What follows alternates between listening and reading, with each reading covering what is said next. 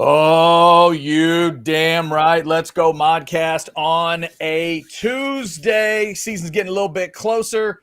Texas fans, you're the number one preseason team according to the coaches, and you're playing the number two team according to the coaches. We'll talk a little bit about that, but we also have, unfortunately, an injury to talk about. We'll get into it. Anwar Richardson, Jason Sukamel joining me. Thank you guys for hitting the Modcast, and thanks to Daily and Black for being our sponsor of the Modcast. If you want lawyers who will look out for you, Daily and Black will do an incredible job for you. If you guys want to jump in the chat, shoot us a super chat. It'll go right to the top of the list. Anwar, let's go ahead and jump into this Andre Cojoe thing. We'll have the adult discussion here. It's not what fans love to talk about, but let's go back to when this occurred. This was a weekend injury for Cojoe, correct?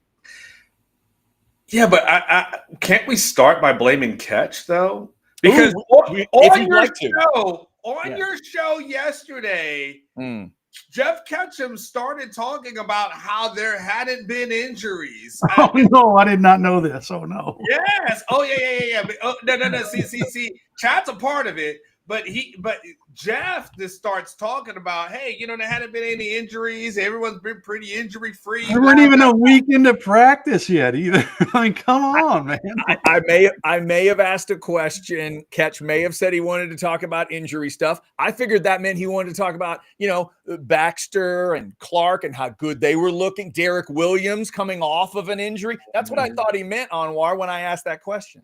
Yeah, but he did it. Now, to a slight defense, Jason, it did occur on Saturday, but Catch put it out in the atmosphere. So let's just blame Catch.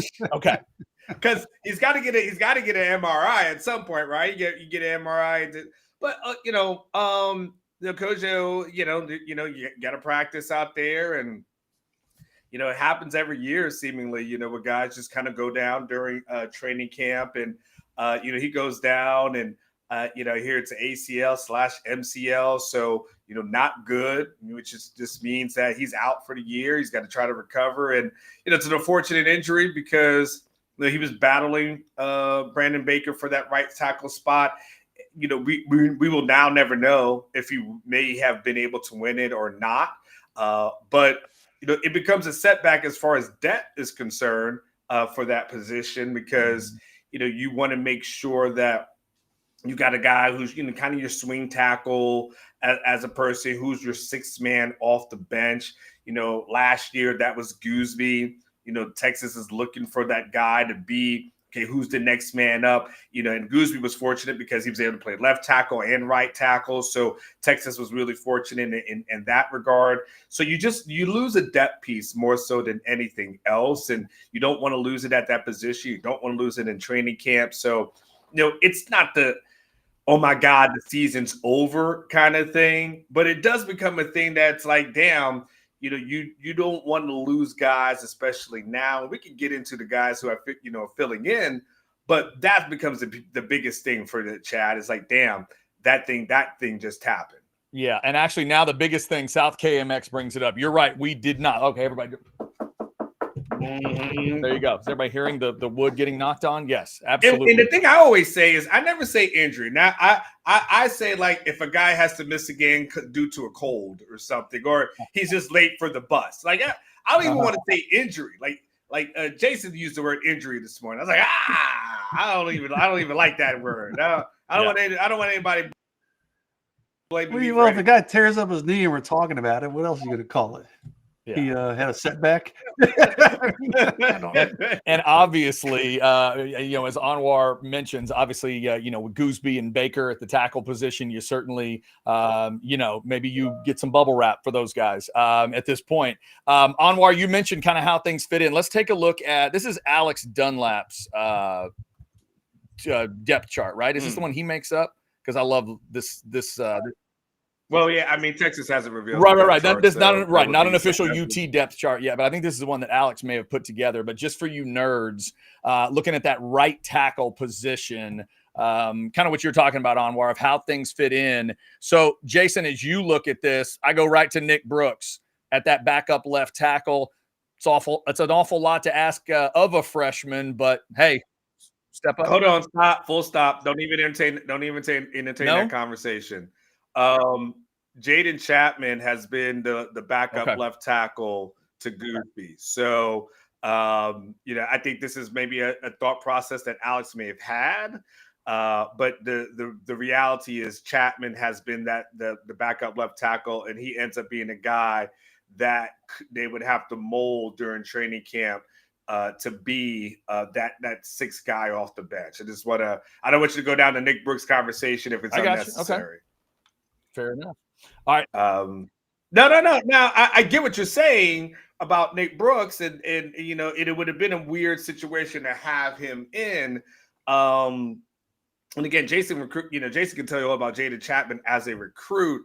But that becomes the guy that they kind of are going to have to lean on as far as like, okay, who's going to be that swing tackle? Chapman is more so than Brooks at this moment. Brooks is still young. He's still developing. We don't know where he is as far as doghouse is or isn't concerned from what happened over the summer. So, Chapman is the guy that I'd look to a little bit more. Okay. And Jason, I know, obviously you guys got a chance to take a look at a couple practices. I know it's hard to fit offensive line all together in your brain at the beginning here. But Chapman, a guy obviously a little more experienced there than Brooks. If you're not, to not have to ask a freshman to do that is certainly helpful, but it's also you're rearranging pieces now because of this Cojoe injury. Yeah, and Chapman's more experienced. He's been on the team longer, but I looked at his profile earlier. I think he played in 4 or 5 games last year, 5 games last year, 2 games in 2023. All in mop-up duty, of course. So neither one is very experienced, if we're being honest. Again, Chapman's been in the system, maybe knows the calls a little better, but we'll see.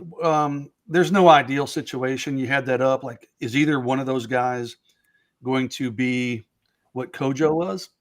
Probably not. That's why they're running behind him. Is either one of those guys going to be what Trevor Goosby was last year as a swing tackle? Obviously not. So it's a big hit. This is a big hit to, like Almar said, to the depth. If your frontline guys stay healthy all year, it really won't matter. But odds are somebody's going to miss some time somewhere due to a cold, as Anwar said, or whatever it may be, missing the bus. So yeah, man. Chapman's going to have to step up. Maybe Nick Brooks. We'll see who it ends up being. Chapman, he was pretty highly regarded coming out of high school. The opinions on him varied, but he was always viewed more as an interior guy. So he's not nearly as big. You look at like Goosby and Cojoe. When I see those guys at practice, you're like, damn, those guys are like 6'6", 6'7", filled out. Nick Brooks too. Chapman, he's listed at 6'4", 306. So compared to those other guys, he's much smaller. Can he be the guy? I don't know the answer to that. I don't know if anybody does. Can he hold off Nick Brooks? Could one of these young pups jump up there and make an impression? We'll see. But I don't know what the answer is right now, but it's certainly not an ideal situation to lose a key backup piece, a possible swing tackle at a position that already had very little depth. Yeah, that's the thing, Jason. Like where you're at, it's like we entered the season saying like, okay, we don't know if that's the strongest room on the team as it is. If you start losing some pieces off of that, now it's a lot of guesswork. Again, we all think highly of Kyle Flood. Jason, you think highly of him. I think very highly of him. But Texas didn't go into the transfer portal and say to them, and get a guy. They pursued one. But that didn't happen. And then they said, okay, we're content with what we have. It wasn't something that like a defensive tackle position where they said, we're just going to sign everybody who goes into the portal because we need somebody. Texas didn't say that. Well, now you got to hope that all those guys have been able to get developed and be okay because, to your point, Jason, it's like, it's hard, especially at that position, to stay healthy, to not get banged up. Guys get banged up all the time. Like that just happens.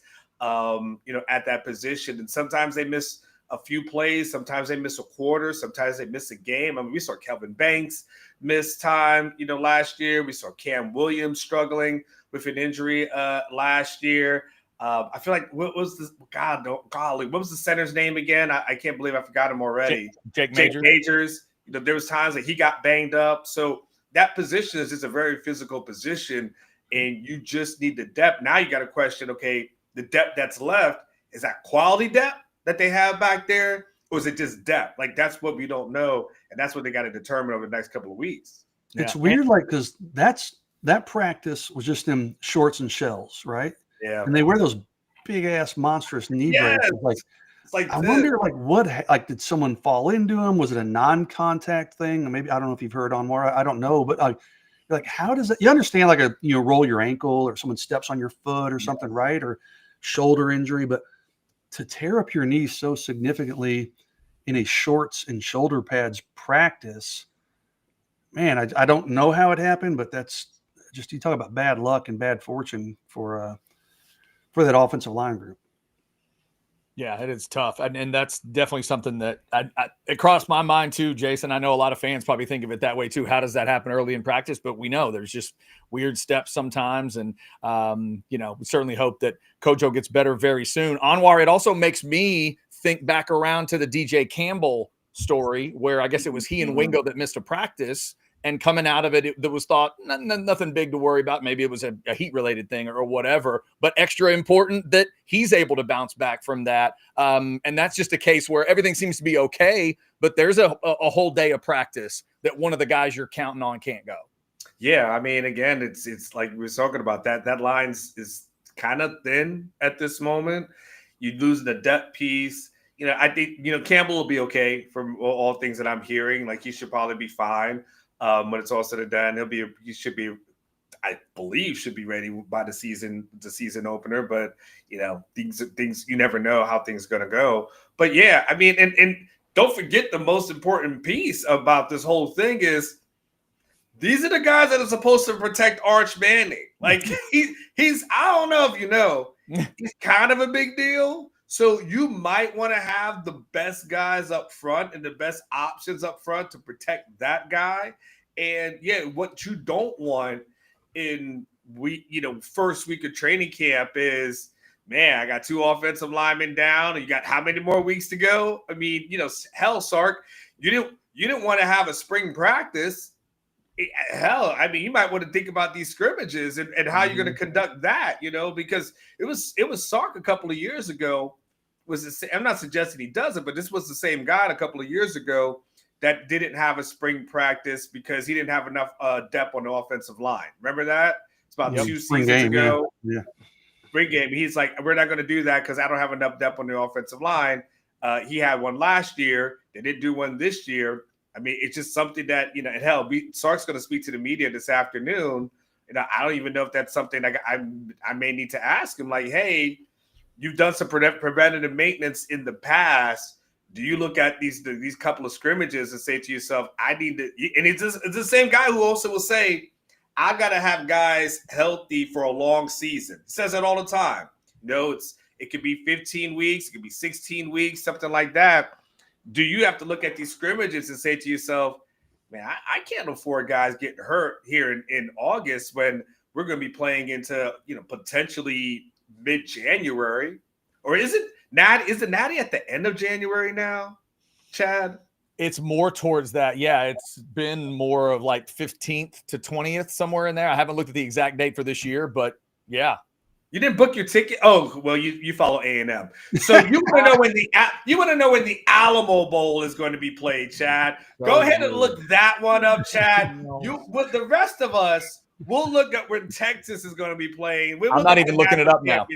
I was going to look it up for you. Now I'm not going to. Now I'm not looking it up. Now you can be like Oklahoma fans who aren't looking up anything. Shots fired. I got everybody fired. Yes. And you mentioned that media availability. I want to ask you about what Sark might get asked about today. But you know what? January 25th, Marston's Chad's too chicken shit to look it up. All right. There you go. No reason to look it up. I thought it was at the end of January. So thank you, Jason. Yeah. Ooh, in Las Vegas. Ooh, man, I hope Texas makes it. We're going to have to do some online. Wait. You said the national championship games in Las Vegas? Why does it say that? That doesn't sound right. College football playoff national championship will be held on Monday, January 25th. I'm using that little Google trick you taught me about earlier today. Maybe it's steering me wrong. It says that in Las Vegas. What game would be in Allegiant Stadium? That's what it says. Yeah, Allegiant. That's the Raider Stadium. Yeah, the championship Oh, game gets sold out like wow. Super Bowls do. So there you go. look at how excited Omar! Like we're going to that championship game whether it's something there or not. Regardless. I Regardless. might book my tickets right now. Yeah. I was going to say, We know you Anwar, will, Anwar, will you go to the title game even if my Aggies are there? Will you go cover them? What year? I might be dead. From heaven? Yes, I will. Yeah. I will watch from heaven. But no, I don't think your Aggies. It will be. No, they should have a good team. All jokes aside, they should have a pretty good team. Oklahoma won't, but no. Okay, so I was going to look that up. Now I'm seeing Miami on the same Wikipedia thing, and Chris Bennett on everything. Yeah, sounds right. I thought Miami. I wish. Yeah, it's Miami at 26 and 2030. So yeah, Miami. Why did it Miami? say? Okay. Damn, AI steered me wrong. Yeah. Dadgummit. Wishful thinking, right? Sounded like a good you know what? idea. I'm not go ahead and book a Miami Vegas trip anyways. What the hell? I mean, it's still, I would cover it from Vegas. If you're going to cover it from home, might as well cover it from Vegas. 2027 is Vegas. Okay, might be the Vegas one. Okay, there we go. There we go. All right, I was going to look all that up while we played the AV consultation spot, but now I don't have to worry about that. But let's also hear from AV consultations, and we'll talk about the media availability today. Sark going to talk to the media for the first time since this injury news came out with Cojoe. We'll see what Anwar thinks the media will ask and what he might ask of Sark today. Let's hear from AV Consultations. Hi, everyone. This is Tom McKay, owner of Audiovisual Consultations. We've been serving and assisting customers in the Texas area I think I got this by now, old man. This is Camilla McKay, Audiovisual's social media and website manager. Our company has been helping you sit back and relax for the last 37 years. We come to you, and we're the kind of workers you want in your home. We give you all the advice at a great price, and we do a lot more than just audiovisual systems. We have employees capable of performing services like electrical contracting, heated floors, motorized shades. Am I forgetting anything, old man? Yeah, we do surveillance systems, controlled lighting systems, and landscape lighting, computer networks, multi-room audio systems, and of course, we install some really cool theaters. I had a feeling you were going to say that last one. Now, am I forgetting anything? Only this. Remember to hug your kids, laugh with strangers, and make love to whoever the hell you want. So give us a call at 512-255-8678. Or visit us online at avconsultations.com. That's 512-255-8678. Yes, indeed. Also, a reminder today, if you are interested, if you've always been wanting to get on board with orangebloods.com, how about this deal? How about $1 for a week? How about that to try it out? Check out orangebloods.com or just click on that QR code right there. Get hooked up. Figure out what everybody's been talking about. We are speaking to you 25 days until a historic Texas and Ohio State game. So get it taken care of. Go ahead and get signed up. You'll find out what everybody's been talking about and get all that great content. All right. By the way, for the those who aren't on Orange Bloods, it's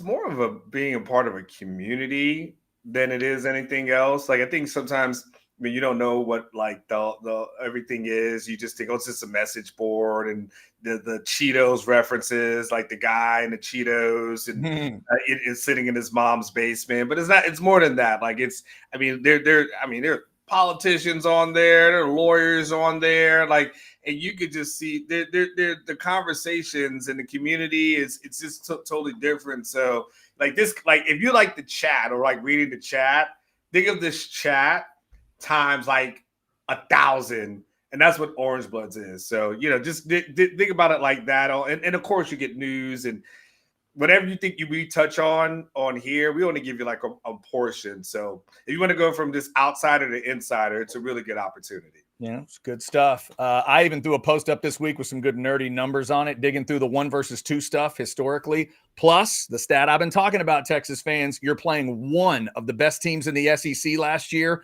Oklahoma has to play 7 of them. I broke down all 16 teams. How many of the best teams do they have to play? How many of those games are on the road? You can go check that out at orangebloods.com. Well, now I got to go back and read it. That was over this weekend? That was just today. I threw that out. Yeah. Well, I've been kind of busy.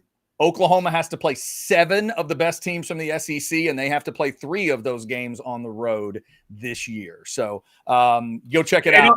It's only a stat when you're not a good team. Yeah. But if you actually are, if you're a good team, then you say to you, then those teams are playing you.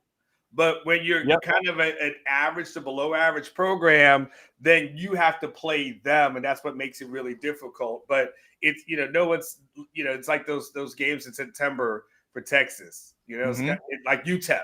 Well, it's like, well, oh my God, UTEP has to play Texas. No one's like, oh my God, can you believe that Texas has to play UTEP? It just, when you're not that good of a program, it just kind of is what it is. Yeah. Anwar at Oklahoma today. I don't know. Anwar, I never thought I was going to be looking up Oklahoma that way. I never thought they were going to fall that far, that fast.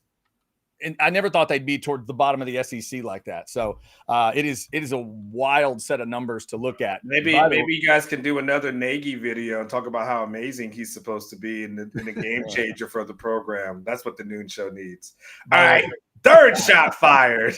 By the way, quick message for Chris Bennett, Jeff Ketchum, and anybody who loves Aggie Tears. These two guys like Aggie Tears to a certain degree. Wait till y'all see the road numbers that I found on the Aggies next week. Oh my God. It's terrifying. It is terrifying how bad they've been on the road. Anyway, that's a little preview for next week. All right. Anwar, in terms of today and Sark, you kind of led into it, but give me a sense of, does he get a current O-line question and a big picture?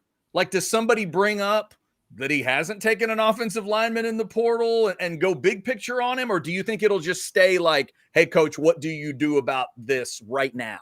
So there'll be an injury updates. People are going to want to know about Ryan Wingo. They're going to want to know, confirmation on the Cojoe thing and what that looks like behind him.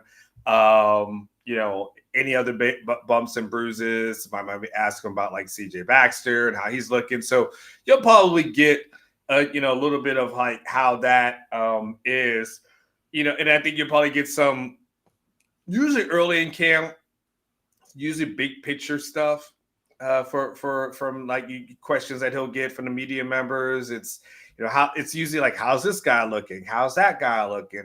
What do you think about this guy? That's usually where we're at. We don't really, and I'll say we, but the media members really don't like hone in until like probably like a couple of weeks before the season when the things are said, and then you get into like a little bit more specific. It's like no one's going to ask him about red zone today, right? Like that's right. Yeah, that's not going to come up, right?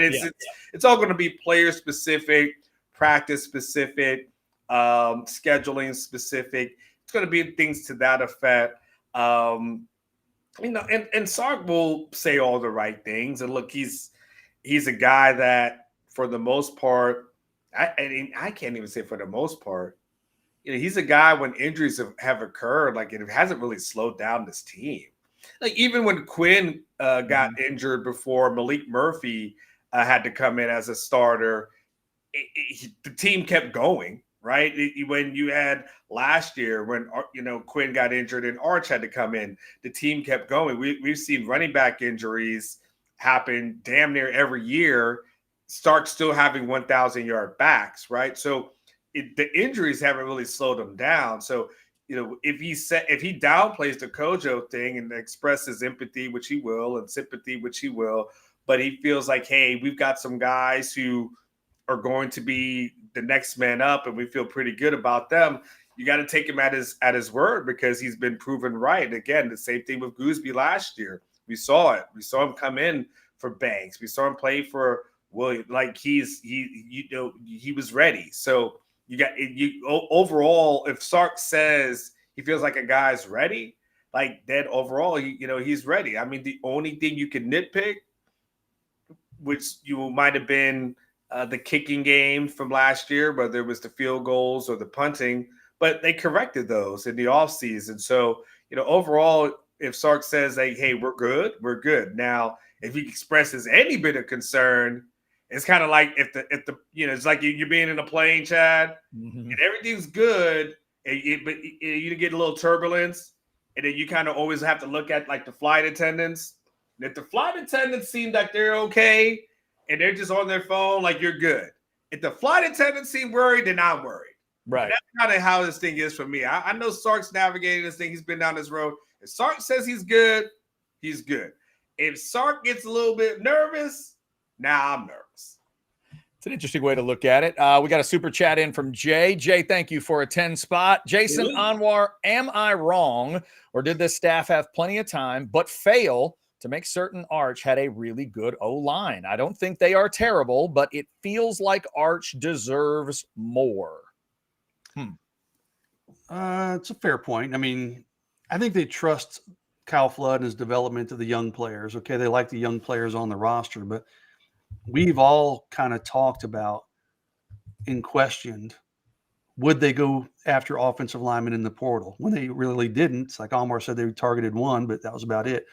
Why didn't they go after? Right. Why didn't they go after more offensive linemen more aggressively? I mean, at some point, you just got to trust your young guys. You trust your coach to be able to develop them, and maybe he'll have us. Maybe Kyle Flood will have us all eating our words here in a month. Maybe we'll say, "Hey, man, this offensive line's actually really damn good." So, but yeah, I think it's a fair argument to say, or a conversation, anyways, to say, "Hey, could more have been done through the way of the transfer portal to establish depth?" Absolutely. I think that's certainly a fair conversation. And look, Jay, I would agree with Jason as far as fair is concerned. I mean, we've seen, like, they picked up a quarterback from Troy. All right. Just, so you can't, if we're picking up quarterbacks from Troy, then it's fair to say, well, could you have picked up an offensive lineman just in case? Right. And so, I can't, I'm not going to poo-poo these guys and say I don't think they are good, but we've seen Sark in the past, just about a year ago, where he's like, hey, we need to go out and get a bunch of wide receivers because we need to have some experience at that position. And we don't want to go into the season without the experience. So you saw all the guys that they were able to pick up, right? And so, they pick up a tight end with Jack Endries this offseason. They pick up a bunch of defensive tackles. And so, yes, they went after Pregnon. Now, look, they could have said it maybe felt in their heart that some of the guys that were out there on the market just weren't good enough. But you could also make it that there's an argument to be made that, hey, man, that offensive line, like, you need some dudes, and maybe you don't need a left tackle, but you might need some guards in there just to kind of help you out. So we'll see, Jay Lee, but right now, I don't think you're wrong as far as having the question. Now we'll see if we get to December and Arch is never getting touched, then so be it. Then they made the right decision. But it's not a bad offensive line by any stretch of the imagination. But you could they have potentially improved it? You might be right. Yeah. So here's a weird. Just as I'm thinking through this, Jason, am I right in saying Jaden Chapman and Alex January are in the same class? They're both sophomores. Do I have that right? Yeah, I believe that's right. Both second-year guys. Okay, but think about the contrast. Going to the third year, right? Yes, I think that's right. Yeah. So if Alex January does not take the next step they want him to take, like that, they want him to do that. But what if he doesn't? Is there insurance around him? Did they bring in guys? Oh, yeah, they did. But now if they're saying we need Jaden Chapman to take a step, to make a move, to do whatever, if he doesn't, what's the answer? There's certainly not, I would say not near. There's not any of those transfer options that you have around Alex January. I want Alex January to be a stud, but if he's not, Sark's going to say, Chad, we got look at these guys. Look at these guys. January is a year younger, but same principle. A year younger. Yeah. But it's just, I don't know. As I'm thinking through that with Chapman. Well, when Onwar was talking about it, he said it's not a bad line, offensive line, and I agree, but it is an unknown offensive line, right? Yeah. It's kind of what you have with the young guys on the roster at defensive tackle, like you mentioned, Chad. We're not saying they're bad. Alex January, hell, he may be an all-conference player at some point, but there are a lot of unknowns. And they went out and kind of, put some pieces around it to make sure those unknowns were less of a risk. They didn't do that on the offensive line, and now it looks like it may be a bit of a problem. We'll see how they manage that moving forward. Yeah. Jay, I see your other super chat. We will get to that here in just a second.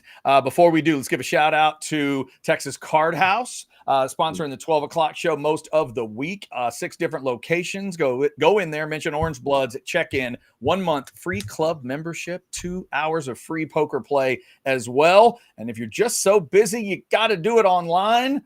Well, go do it online with hijackpoker.com. Anywhere in the great state of Texas. Get Hijack Poker, put on any device you like. There's your QR code to get that scanned, and you can be a part of Hijack Poker. You might end up at a virtual table with Mr. Ketchum or Mr. Dunlap or any other one of our great chatters. Cody Carpentier jumps in apparently at 9 a.m. on Hijack sometimes, so you might be able to, get a little from him as well.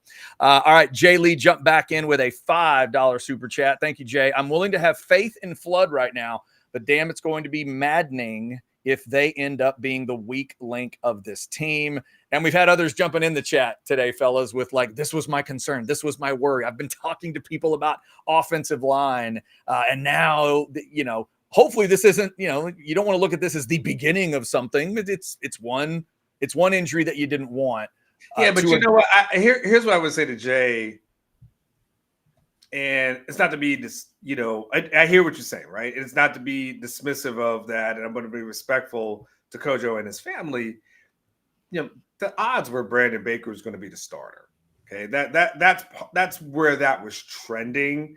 Cojoe would have been the backup. It would just, and again, that doesn't negate the injury itself, right? Mm-hmm. Two things can be true. The injury itself sucks for him, sucks for his family, and it sucks for the team as far as depth is concerned. The reality is Brandon Baker is running with the ones. He's a starter. There's a battle. But he was probably going to end up being the guy. So I would say that at this moment, and again, I don't want to be disrespectful. No one from the Cojoe family just reach out to me and cuss me out. But I think you guys got to look at it from the perspective of, at the end of the day, Texas lost a backup player. Now look, he can come back and next year and compete again. But I'm not hitting the alarm bell. And really hitting the panic button for that one.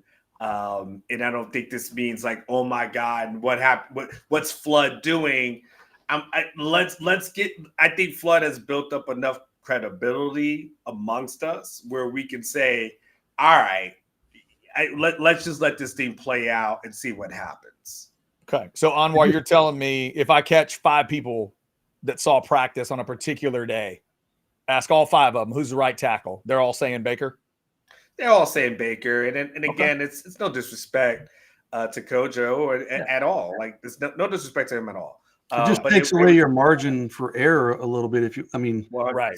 If you lose another tackle, even for 2-3 weeks, boy, you're really in a pinch then. So, it's as long as your starters stay healthy, yeah, it's manageable. But and obviously this, we've talked about it from all these different angles, but yet another reason why your schedule dictates certain things. If you have an offensive lineman that gets a little nicked up in September, like your first September game, that's very different. But right now you are getting ready for Ohio State in 25 days. And it's just a very different discussion of what you got to be ready for. I think the good part though, Chad, is that like this isn't one of these offensive lines where some players from the past are going to catch some strays. This is one of those offensive line you're like, well, it's Connor Williams and who the hell else is on this line, right? It was Jason, who was the guy that got drafted by Washington? The left tackle. Cosme. Oh, yeah. Like it's Cosme, and then who the hell else? It's not like, well, Zach Shackelford is here, and it's a better line, all right? It's better coaching, it's a better line. So I think it's easy to fall into that doomsday scenario when you hear about an injury, like, oh my God, what the hell just happened? But it's not.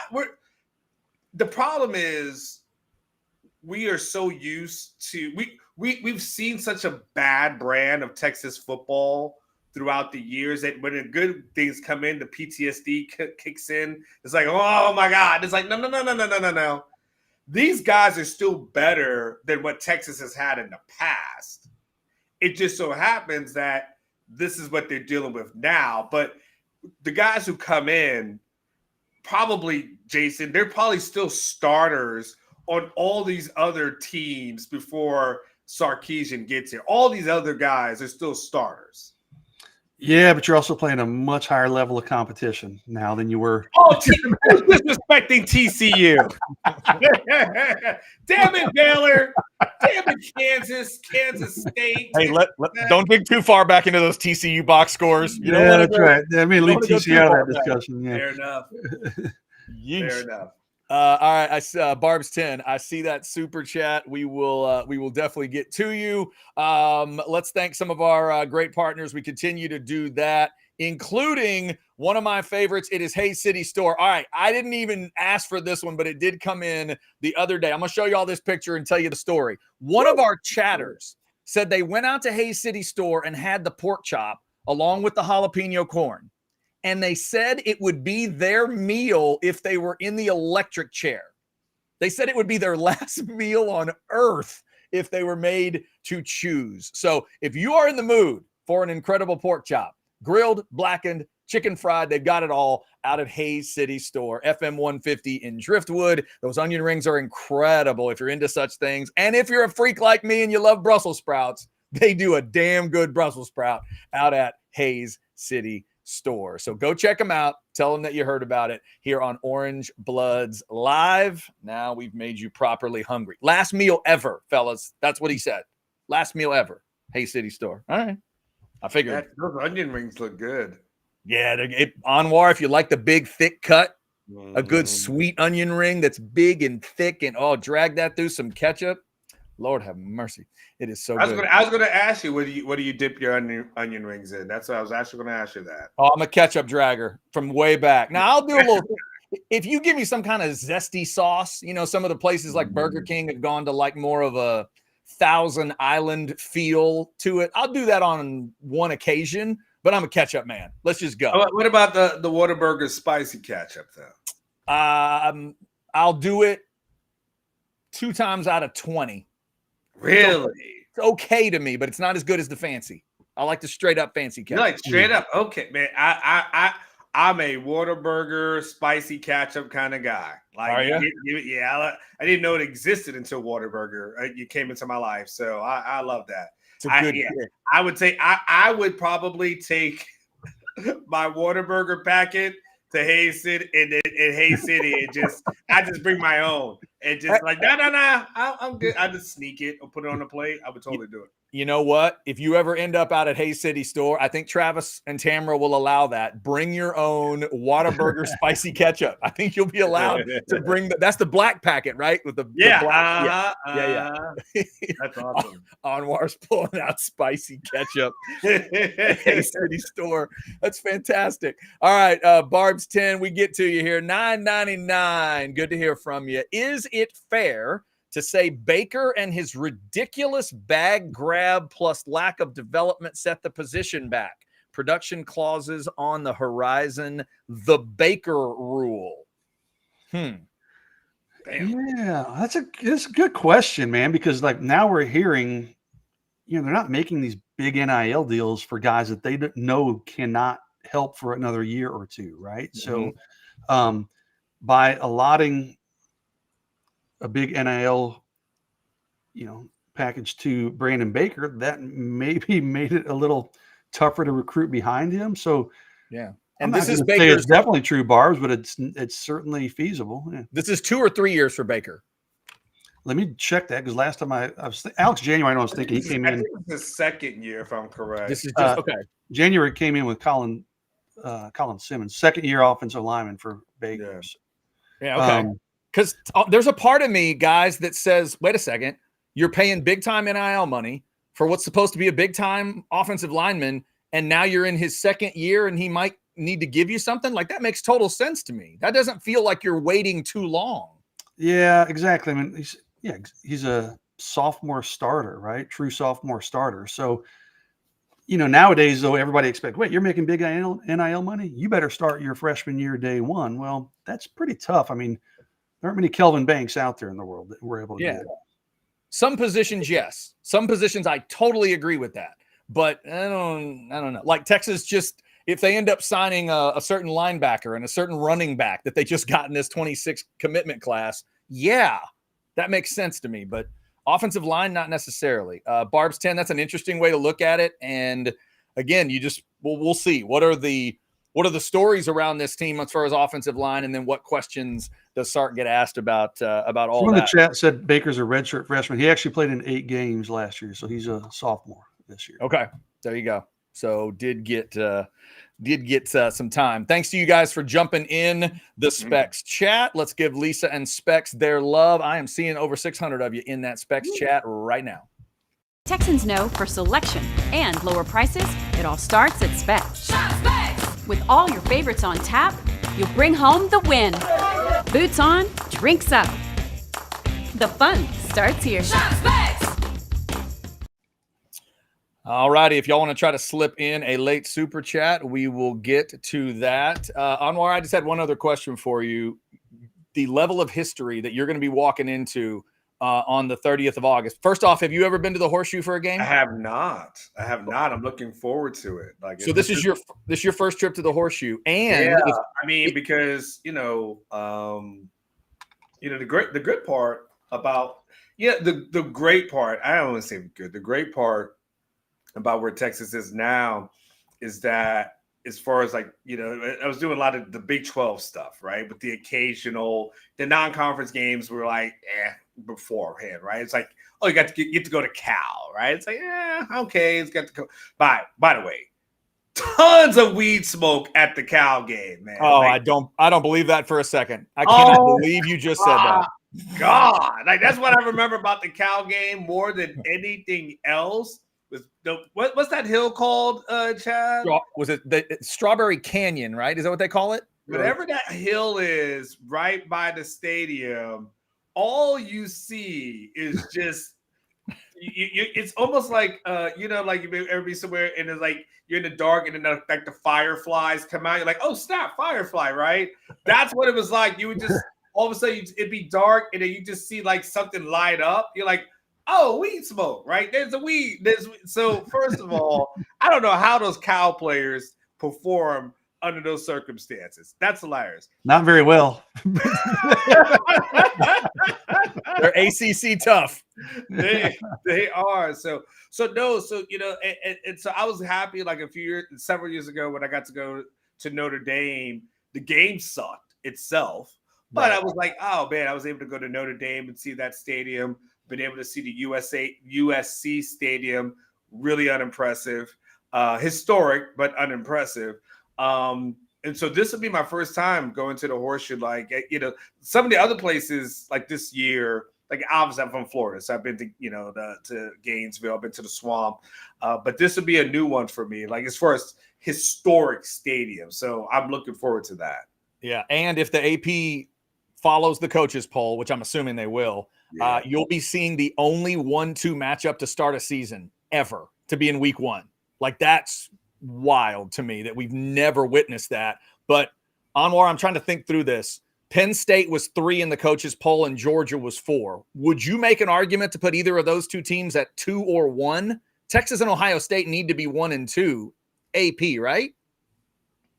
Well, I mean, Ohio State deserves it, but it's interesting because you have to look it up, but Michigan wasn't 1 or 2 when they as the defending national champions 2 seasons ago, right? Or last season. Because of all they lost, yeah. Yeah, so I think they were like 10 or less or something to that effect. So so it's interesting, that thought process, but I'm okay with Texas being 1 because the defense we know is going to be salty. I think people factor that in. I think people factor in the Arch thing. People factor in Sark. So all those things combined, I get it, right? And of course Ohio State loses some stuff, but Texas has lost some things as well. So, but I like him. 1 and 2. This is what Lee Corso's last game, right? Yeah. So it's almost kind of like his send off as well. So I mean, the build up for that and all the surroundings of it is going to be great. And for us, Jason will attest to this. It's an 11 o'clock kickoff, and we love 11 o'clock kickoffs, man. Like, Jason, which one do you hate worse? The mid-afternoon kickoff or the evening kickoff? Oh, I like the mid-afternoon. I hate the evening kicks, especially, we're doing the post-game show and we're there till midnight or whatever. No. I like 11 a.m. is great. 2:30 I can handle because then I'm usually finished up with work where I can watch some of those late, the 7 o'clock kicks and just kind of relax and enjoy them. So, yeah. Yeah, great history in that game. Also, here's some history I heard today, guys. This is silly for college football. LSU and Clemson have never played in the regular season. Like, that's a stupid thing to say out loud. I can't believe that's true, but it's true. They've never played in a regular season game. First time ever, and it's going to be at Clemson. So. What's the opening? What's all the games on week 1? Not week 0. What's all the games on week 1? With this Texas playing? Those two are the first two that pop in my mind. What else? There's like 2 other really good. What's the night? Is that the night game? Bama, Florida State is the first weekend as well. Those are the big ones. I think those are the 3 big ones that jump out to me. There was one more. And Anwar, Sunday, Notre Dame, Miami. Okay. Notre Dame, Miami. The 2 in Atlanta aren't bad, where South Carolina and Tennessee play. It's like one of them plays Syracuse, the other plays Virginia Tech. But I think it's those other 4 are the big ones for me. Wow. Yeah. There was I know. I just knew there was like a lot of major games that upcoming. Here's another way to look at this. I don't think this has ever happened in history. I have not looked it up, fellas, to make sure. But Texas, Alabama, Auburn, and LSU are all on the road to start the year. I'm just going to tell you, I don't think that's ever happened in college football history. There's no way that has occurred. They're all in true road games, not Atlanta, true road games. Auburn's at Baylor, right? Yes. Friday night tricky game for them too. That may not be a bad game to watch. That's a sneaky game. They're going to fire up that crowd. They're going to ask them to wear black. Billboards in Waco are telling the kids to wear black. That place gets pretty gnarly, and they're going to be picked to win the Big 12 by a lot of people. Some people think that's the best team in that conference, and Auburn goes in there with Hugh Freeze, Jackson Arnold trying to save Hugh Freeze's job. And you start in Waco, that could be tough. Yeah, that first weekend is just awesome. That game, did you say Friday night? Is that what I heard? Yes, it's a Friday night game. Fantastic. Oh, that's awesome. We get that one on Friday night. The other, the main stuff Saturday, and then Notre Dame Miami is Sunday, along with I think that South Carolina game. I want to say is a Sunday because you got Labor Day weekend, but the NFL hasn't started, so they go ahead and let them have some Sunday games. It's going to be good stuff. A lot of Coors Light will be consumed at the Sukamel household that weekend. You're darn right. You're darn right. All right. Before we head out of here, let's get you one more reminder about the deal at Orange Bloods. Get over there. $1 for your first week. Find out what it's all about at orangebloods.com. And again, we're talking to you 25 days until kick. Get all the latest information, get all the latest stuff. Hey, some of you were in the chat earlier asking Anwar, when is that media availability with Sark? Anwar, what time? 5 o'clock this afternoon. So give or take. So what does that mean? That means in the evening, you're going to want to check orangebloods.com because Anwar is going to let you know what's happened. What was he asked about? Anything big come out of it? Did someone ask a question and use the word hypothetical, and Steve Sarkisian freaked out on it? That could happen. Sark in the preseason is good. You don't have to worry about you can get semi. Wait, no, Sark who did he get pissed at for asking a hypothetical? It wasn't in training camp, but there was somebody that asked him a hypothetical this offseason, and he got annoyed with. Well, listen, it's got to either be Chip or Kirk. I mean, it's one of the two. Like, I got your perfect question for today's press conference, because this will put Sark in a great mood. Hypothetically, if Arch gets hurt, who's your Jason? No. Can I'm knocking on wood. That's a joke, everybody. Yeah. We want Anwar to have his credential tomorrow. Credential? How about my house? Okay, like, Head attached. my credential. That's the least of my concern. I don't want Texas fans looking at coming to my crib. So no. That's hilariously. Oh my God, that's funny. That is funny. All right. Remember, every Tuesday is Modcast Day. We do it at noon on Tuesdays. Thank you all for liking, subscribing, and getting the notifications. We appreciate you. Check out all the content at Orange Bloods Live. Remember to hit the video section and the shorts section. If you're not finding everything you're looking for, there's all kinds of great content there. Thank you guys for being a part of it. We will talk to you soon. It's Orange Blood.